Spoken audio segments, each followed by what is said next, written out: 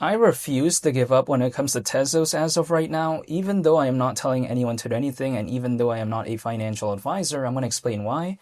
And the number one reason why is because when a lot of people are ignoring a project, that's when I want to be more focused. Because personally, if I'm just leaving every time it's down here and trying to believe again when it's up here, I just don't get the longevity in that for me. The thing is, when it comes to XTZ, people like to tell me, well, like for instance, it's around 21 times lower than $10. Yeah, I'm totally aware of that. But here's the thing. Tezos, personally for me, I just don't view it as such a bad project. Sure, it's having a pullback, but a lot of its other competitors are having a pullback. Take a look at Algorand. Take a look at Cardano's native token called ADA. Take a look at BNB. Take a look at VeChain, right? I mean, it's not only just XTZ. That's the thing. And the thing is, sure, XTZ, people like to say, people forgot about this. Well, really? It's currently still ranked the 81st in the world in terms of market cap within this space. So it's top 100 as we speak. The thing is this, people like to tell me, well, this 281st project is going to survive, or this 582nd ranked one is going to make it. Well, if they're going to make it, suddenly the 81st ranked isn't? How does that make any sense to me? It actually does not make any sense. I just don't get why this won't make it if the others that are ranked way lower could. This is just my mindset. And actually, at $10, considering current circulating supply, market cap would be almost 11 billion, which, I mean, it's not going to be breaking any records, right? But a project doesn't need to be revolutionary anyways to hypothetically maybe do something like that, because even Dogecoin reached over 80 billion in terms of market cap back in 2021. So it's suddenly around 11 billion, such an outlandish figure. It doesn't seem like that to me. And the thing is this, back in 2021, XTZ actually reached a market cap of nearly 8 billion. So 11 billion is not like too far off from that. And the thing is, during the peak of the 2021 cycle, there was around 300 million owners. Right now, there's over 600 million. So pretty much double the amount of owners. And we haven't even seen an altcoin season. And yet the space is having this massive pullback. And again, yet we have way more owners than before. Now, people like to tell me, well, that's kind of irrelevant because now there's more projects when compared to before. I'm totally aware of that situation, but if I take this into consideration, Tezos is one of the most popular blockchains out there, right? And it may be hard to believe, but I actually do believe that because it's still top 100 in terms of market cap when it comes to XTZ within the space. But besides that, in 2021, what was the core group of projects in terms of blockchains that were pretty popular? We take a look at, for instance, Solana.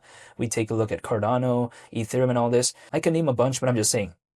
You get the point, right? But I'm saying again, if we fast forward to right now, the core group of projects that stuck around back in 2021 and were actually relevant, they're kind of still more or less the same group that is still in existence right now. So yes, there's more projects overall, but are the ones that appeared ever since 2021, are they really directly competing toe-to-toe when it comes to Tezos? I think in some cases not really, because it's pretty difficult to make a good project. It's sometimes a little bit easier to make a project in and of itself, but sometimes it's difficult to make a good one. It's like, for instance, I could take some cotton or some cloth or something like that, and I could try to sew a shirt using a sewing machine. I could try to do that, but I have no experience doing that, and I'll probably make a really bad one, right? It'll just be off in terms of the dimensions. It just wouldn't be good. But in theory, I could say, oh yeah, I made a shirt or a jacket or something, but it's just not going to be good. Making the jacket or the shirt sometimes isn't necessarily the most difficult part. The most difficult part sometimes is making the one that is actually good quality. So when it comes to this space, yeah, sure, there's many blockchains out there, but I just have not seen too many competitors that can actually compete toe-to-toe when it comes to Tezos appear in the past 4 years or the past 5 years or whatever. I just haven't really seen that much new good ones that really could kind of compete toe-to-toe. So yes, there's more projects as of right now, but a lot of them are memes. I don't see that many new ones really competing toe-to-toe when it comes to Tezos, but this is just my mindset.